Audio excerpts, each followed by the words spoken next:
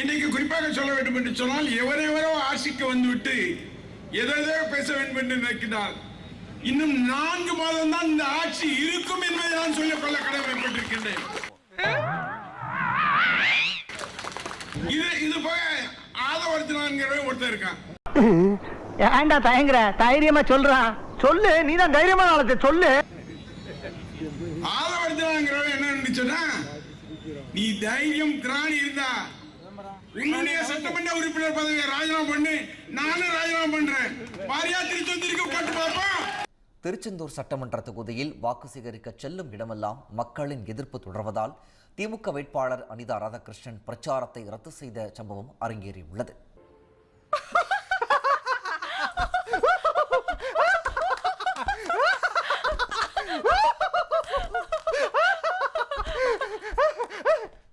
கடந்த 25 ஆண்டுகளாக சட்டமன்ற உறுப்பினராக இருப்பதுடன் அமைச்சராகவும் செயல்பட்டு வரும் அனிதா ராதாகிருஷ்ணன்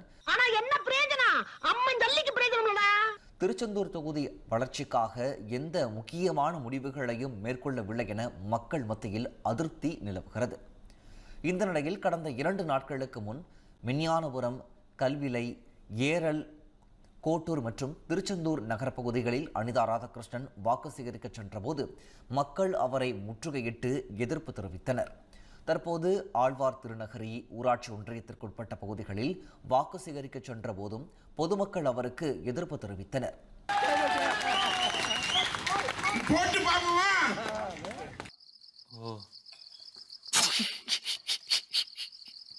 எனக்கு அவர் பார்த்தா சிரிப்பா வருது. நீ வளர்ந்துட்டான்னா என்ன செய்ய முடியும்? இது எந்த ஊரு? எந்த வகையிலும் எவரையும் வீழ்த்தி விடுவோம். திருச்சி தேர்தல் எங்களுடைய தளபதி போட்டியிட வேண்டும் என்ற தீர்மானத்தை இன்றைக்கு காலையில் நாங்கள் வச்சிருக்கோம். எங்களுடைய தன்ன தொகுதி எப்படி தெரியுமா, அப்படியே சிங்கப்பூர் மாதிரி மாத்தி வச்சிருந்தாரு. இந்த குளத்தூர்ல நிறைய டெவலப்மெண்ட் பண்ணிருக்காரு. இருந்தாலுமே மக்கள் எந்த தூக்கடிச்சு நீங்க ஒவ்வொரு சந்தில போய் பாத்தீங்கன்னா தெரியும். ஆமா கண்டிப்பா. இதுவே குளத்தூர் தொகுதி வந்து ஸ்டாலின் ஆட்சி தான். ஒரு வாட்டி மழை வரும்போது போய் பாருங்க, எவ்வளோ தண்ணி நிற்குது, எவ்வளோ பேர் கஷ்டப்படுறாங்க. டெவலப் பண்ணுறது அது இல்லை ப்ரோ. டெவலப் பண்ணுறது மக்கள் வந்து சொல்லணும், எங்கள் தொகுதியில் நல்லா பண்ணிட்டாரு, எந்த குறையும் இல்லை அப்படின்னு சொல்லிட்டு சொல்லணும். ஆனால் கேடு கட்ட அந்த தொகுதி மக்கள் எங்கே ஊர்க்கா சொல்லு. ஆனால் கேடு கட்ட அந்த தொகுதி மக்கள் மர்க்கா சொல்லு. ஆனால் கேடு கட்ட அந்த தொகுதி மக்கள் திமுக இதான் திமுக மறந்துறாங்க. இன்னைக்கு குறிப்பாக சொல்ல வேண்டும் என்று சொன்னால் மகளிருக்கு 1000 உதவித்தொகை கொடுக்கும். நாங்க வந்து 2000 தருவோம்னு சொன்னோம். 1000 ரூபாய் 10ல 2000 ரூபாய் எக்ஸ்ட்ரா போட்டு கொடுங்க. நாங்க இதெல்லாம் கேவலமா இருக்கு. இன்றைக்கு முதலமைச்சரா இருக்கின்ற முதலமைச்சர் நாங்க வந்து 2500 கொடுப்போம்னு சொன்னோம். நீ 2500 கொடுத்துருக்கணும்ல. நாங்க வந்து பிச்சை எடுத்துட்டு இருக்கிறோம், எங்களுக்கு பஸ்ல போறதுக்கே முடியல, நாங்க நடந்து போயிட்டு இருக்கோம், வேணும் நாங்க கேட்டோம். இன்னைக்கு எங்களுடைய தமிழகத்தினுடைய முதலமைச்சராக வந்திருந்தால் இந்த தாய்மார்களுக்கெல்லாம் 2000 கொடுத்திருப்பார். நீங்க கொள்ளாச்சிங்க, கணக்கு காட்டணும்னு ஏதோ ஒண்ணு பண்றீங்க, அதுதான் போயிட்டு இருக்கு. யார் கேட்டா இவங்களுக்கு மாசம் 1000 ரூபாய் கொடுக்கலையே, வேணாம் எங்களுக்கு, நாங்களாம் வாங்கல. அவங்க வந்து சம்திங் கொடுப்பாங்க ஓகே, ஆனா நாங்களாம் வந்து வாங்கல, அதெல்லாம் வாங்க கிடையாது, எங்களுக்கு அவசியமும் கிடையாது.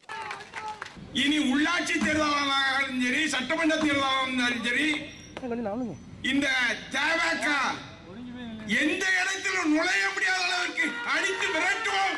அதற்கு தயாராகுங்கள்.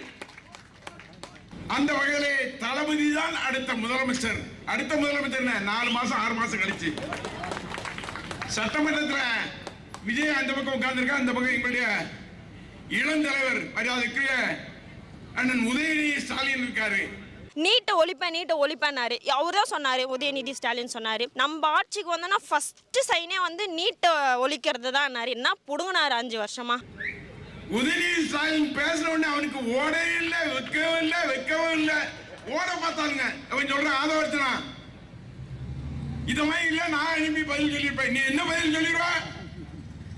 லாட்டி சீட்டு வைக்கணும் பாக்கியா? தமிழ்நாட்டில் லாட்டி சீட்டு வைக்கணும் பாக்கியா? என்னாச்சு? ஷாக்காமா. Okay okay okay okay. நாட்டுகளை கொள்ளடிக்கின்ற பாவி இந்த ஆதவர்ஜனா. அவன் இன்னைக்கு பேசுறான். அவன் தான் அவனுக்கு இப்ப கொடுத்திருக்காங்க, நிறைய பொறுப்பு கொடுத்திருக்காங்க கொள்ளடிச்சிட்டு போறதுக்கு. எந்த காரணத்தை நீ நினைக்கிறா 2000 கோடி அடிச்சுட்டு உடனே தேர்தல் செஞ்சுப்போங்கிற திட்டத்தில் இருக்கீங்க. அது நடக்கவே நடக்காது, அது நடக்கவே நடக்காது. ஏன்னா நாங்க மொத்தமா அப்பவே ஆட்டையை போட்டாச்சு, உனக்கு ஒண்ணும் இருக்காது. அந்த வகையிலே விஜய் உட்கார்ந்து போது பாவம் சட்டமன்றத்தில் நாங்க பார்க்கும்போது எங்களுக்கே இதா இருக்கு. கண்ணு மூடிட்டு ஏதோ வாயில போட்டிருக்காரு. இவனை சுத்தி புஷி ஆனந்த் ஒரு சீட்டுக்கு 5 கோடி ரூபாய், அடுத்து 3 கோடி ரூபாய், அடுத்து 2 கோடி ரூபாய், 50 லட்சம் இருந்தாலும் ஒரு சீட்டு. அட பாவி, சீட்டே விக்கிற பையன் புஷி ஆனந்த். நீ பெரிய யோக்கிய சிகாமணி பாரு, என்ன சொல்ல வந்துட்ட, மூடிட்டு போடா. அவன் வழங்க முடியுமா? நன்னு நீ யார்கிட்டலாம் பணம் வாங்குறாங்க புள்ளி வரமா சொல்லவா? ஆர்எஸ் முருகங்கிற காரட்டிக்காரன் திருநெல்வேலிக்காரன் நீ எவ்வளவு வாங்கினா? எத்தனை கோடி? 4 கோடிப்பா. இப்படி எல்லாத்தையும் காசுட்டு வாங்கிக்கிட்டு சீட்டு கொடுத்திருக்கான்னா அவனுக்கு தெரியுமா? லாட்டரி சீட்டு கல்லா லாட்டரி சீட்டு விற்கிறவனும் கஞ்சா விற்கிறவனும் இன்றைக்கு சட்டமன்ற உறுப்பினராக உன் கட்சியில வந்திருக்கான. யோக்கியமா பேசுறியா? பெண்கள் எல்லாம் பாதுகாக்க போறேன்னு சொல்றிய, முதல்ல உன்னுடைய மனைவிக்கு நீ பதில் சொல்லு, உன்னுடைய மகனுக்கு பதில் சொல். நீ அமைச்சராக முதலமைச்சராக பதவியேற்றிய உன்னுடைய மனைவி வந்தாளா, இல்ல உன்னுடைய மகன் வந்தாளா? இப்பேற்பட்டவன் தமிழகத்துடைய முதலமைச்சராக வந்திருக்கின்றார் என்று சொன்னால் தமிழகம் கெட்டுவிட்டது, அழிந்து விட்டது என்று நான் சொல்ல வேண்டும். உங்க வீட்டு பிள்ளையா நினைச்சு எல்லாரும் என்னை மன்னிச்சிருக்க.